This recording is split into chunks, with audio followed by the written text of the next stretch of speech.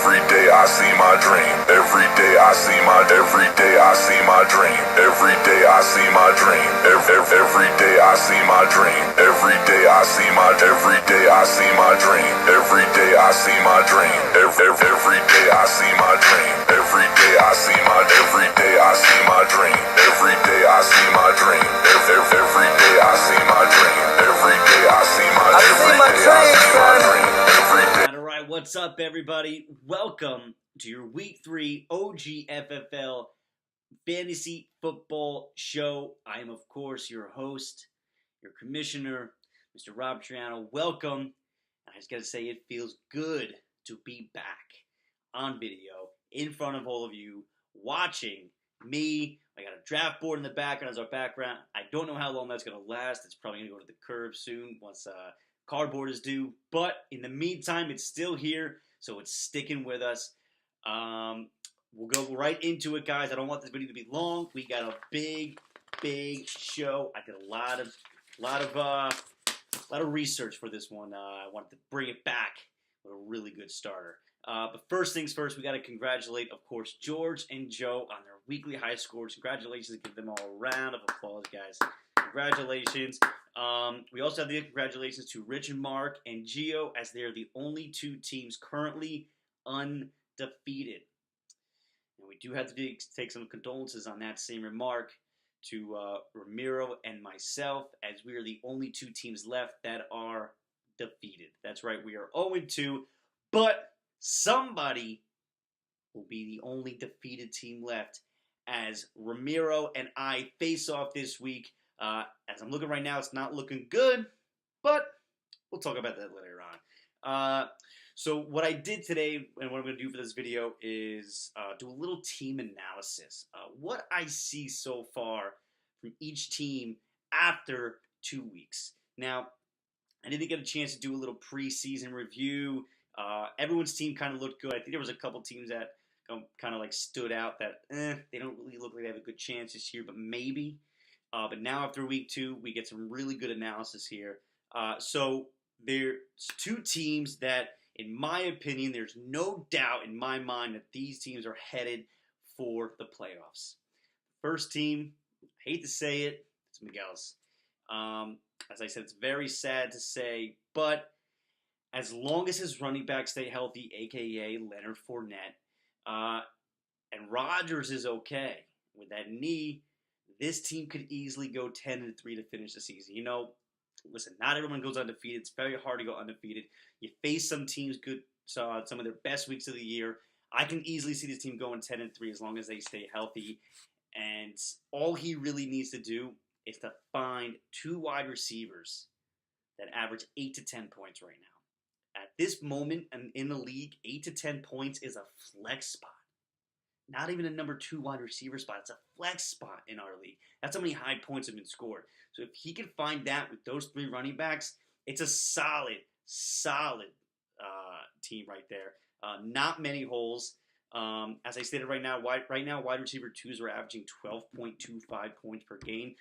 All he needs is someone to score 8 to 10, which is easy to find. Miguel's team is almost unstoppable at this point, it looks like. And the other team is Ramiro.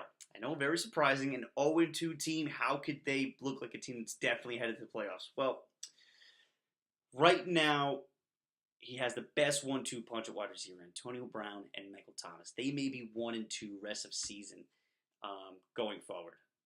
And he's got a top 10 running back in Jordan Howard. I know, maybe not points-wise at the moment, but that guy's going to get the ball 15, 20 times a game, no matter what, the rest of the way. It's hard to find that running back at the moment. Now, Deshaun Watson, he'll find his way. Little rough start, coming off an ACL, he'll be fine. But I think this all hinges on Josh Gordon. And I'm a huge Josh Gordon fan right now because he was traded to New England, and Brady is going to love him. Josh Gordon may score 10 touchdowns, if not more, the rest of the way. Brady is going to be unstoppable in this offense with Josh Gordon and Julian Edelman returning. He may throw 60 touchdowns this year. I don't know. He may score 60. He may throw 60 touchdowns the rest of the way, Tom Brady. 10 of them going to Josh Gordon. So I'm a huge Josh Gordon fan. And in reality, he needs a number two running back that kind of does a couple points. To me, that's going to be Rashad Penny at the end of the season. He will emerge as the top Seattle running back. Pete Carroll wants him to emerge as the top Seattle running back, and he'll emerge just in time for the playoff push at the end of the year. Now I got two teams who I think are one move away from the promised land.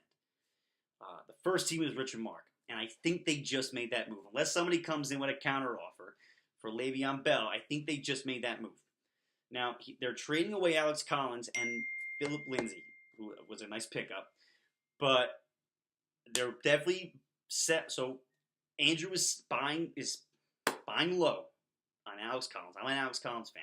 And they're selling high a little bit on Philip Lindsay. Is he going to keep the role? Is this just a flash in the pan? Who knows? But they're getting a guy in Le'Veon Bell who knows when he's going to return. But when he does return, he's a number one running back in the league. He's unstoppable. You combine him with Saquon Barkley, I don't care what you got on the rest of your team. Your team is stacked. It's studly. Because Saquon Barkley may be the number two running back at the end of the season once this Giants offense finally finds its way. But in other news, who knows? Maybe even Le'Veon Bell gets traded. And this deal looks like a major steal with Saquon Barkley, Connor, and Le'Veon as all number one running backs in the league. The other team that this might be a little bit of a surprise, who's been a surprise early in the season, is Joe's team. Solid draft. Very surprising, as we see here. But looking at his roster, it doesn't have many holes. The major one is his RB2, and we all said that draft night. Joe had 3 running backs drafted. Todd Gurley, listen, top 3 running back in the league, no doubt to finish the season. Duke Johnson, catches balls, sure, hasn't done it yet this season with Tyrod Taylor, who's known to not really throw the ball to his running backs. McCoy did, so maybe he just doesn't like Duke Johnson. And Marlon Mack, his keeper, who was injured to start the season, and may or may not be good. Nobody really knows that. So if Joe could just make a move with a couple of the people on his bench, who he's got, for a solid RB2, a tier 2 RB2, a guy that can just get him like 7 to 8 points per game. Now maybe that can be Marlon Mack. We don't really know yet. I think Jordan Wilkins, that guy's there. But if he could grab somebody like that from someone else, and he could trade away maybe like a Randall Cobb or Kenny Stills for a low-tier RB2. I think Joe's team's going to be unstoppable because I just talked about Brady, how he's going to throw 60 touchdowns. It's going to be really hard to beat that with him, Devontae Adams, and Mike Evans, and Todd Gurley on your team. Now, there's 2 teams here that are in need of a lot of help. And sadly, one of them is mine. Now, I'm looking at the team, and it is brutal at the moment. Sure, I got injuries, Devontae Freeman, LaShawn McCoy, but Odell, he's been okay. It was horrible last week. Phillip Rivers has been good for me. Cooper, listen, we all know who Cooper is. One week he catches 120 yards and a touchdown. The next week he gets 19 yards. We know who Cooper is. Now, hopefully going forward, you're getting more I'm getting more week 2 Amari Cooper than week 1. Maybe he can get as many targets as he did, just like Gruden said he wants Derek Carr to do.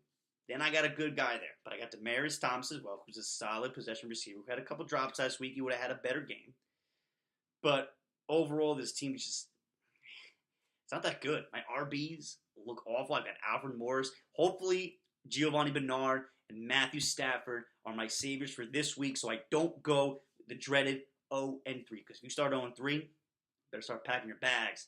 Because it's extremely hard to come out of that 0-3 hole and make it to the playoffs. You have to, at worst, finish the season with 7-3 to go 7-6 and hope you make it in on points. So it's going to be a big uphill climb if Stafford or Giovanni Bernard cannot help me win this week against Ramiro, who, as I said, is no doubt going to the playoffs. So if he goes 0-3, then that looks bad on me. And the other team is Matt. So right now you got the commish and the ex-co-commish, the ex-commish, whatever he wants to be called. Right now the teams are not looking good. Now, Matt, you got Melvin Gordon. He's pretty good. The rest of your team, it's kind of I might be starting to look, if I were you, to package a guy like Melvin Gordon and get multiple players in return. Because your team is full of a bunch of unknowns. Who knows what Chris Godwin can do? Who knows when Corey Davis will actually turn his targets into points? Will Fuller have 100 yards and a touchdown this week, or will he limp off the field? What Matt Ryan is coming this week? Is it the MVP 2016 Matt Ryan, or is it the Matt Ryan we've known for the last year? And before that, Matt Ryan was never the MVP caliber quarterback he was in fantasy that year. What Matt Ryan will be showing up for you? It's a bunch of unknowns. You need some saving. And let's be honest, Mark Ingram on your bench, coming back week 4 or week 5, whatever it is, and then by week 6, he's not your savior. Go find somebody. Now, honorable mentions for the playoffs. These are teams that I like that I think will be in it till the end. So it's Gio, George, if David Johnson could come back and actually be good. Once Sam Rosen becomes the quarterback there, I think David Johnson will go back to like more of a RB1. And Alex and Ramazan, your past champ. I think he's got a solid team too. So basically, Ed, Matt, Andrew, and I, we suck. I don't think we have a chance. But let's go into some key stats on the season so far that I've gotten. So week 1, we saw the 3rd highest cumulative score since 2015. As a total, our league, we scored 1,313 points, 1,313.74 points, and our high score was Joe with 137.88 points. The only 2 other times since 2015 where there have been higher points scored cumulative as a league was week 3 in 2015, when our league scored 1,380 points, which is an average of 115 per team, which is wild. That week, high score was Ramazan with 168.46 points. An incredible score in standard. Sure, we have bonus points, but this is a standard league, not PPR.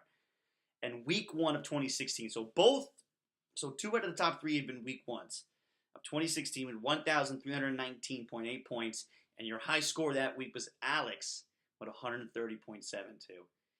Now, to compare this year so far to last year's highest output was week 12 with only 1,228.68 points. And last year was kind of a high average per team. This year we're already beating that average. So, and that week last year was a high score. 142.66 points. So that was kind of a cool little tidbit I found. Now, so far, only 2 teams in the league have yet to score triple digits this year so far. And that would be Andrew and yours truly. Yeah, doesn't look good for us, as I've said, Andrew. Now, this was kind of cool.